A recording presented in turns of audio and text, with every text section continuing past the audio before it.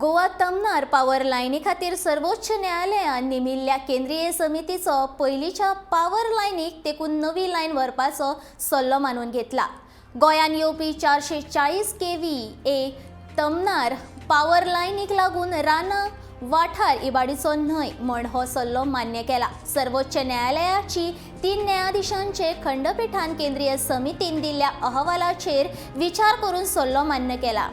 गोवा फाउंडेशनान घाल्ली याचिकेंत राष्ट्रीय रानां मंडळान दिल्ल्या गोवा डबल ट्रॅकिंग महामार्गाचे चौपदन रिकरण आनी तमनार पावर लायनीच्या परवानगीचेर फेरविचार करपाचे मागणी केल्या। केंद्रीय समितीनूय हे प्रकल्पाविशीं चिंता उक्तायल्ली। सैम इबाडून प्रकल्प करपाचेर कसलेंच ठाम कारण ना अशें केंद्रीय समितीन म्हटलां।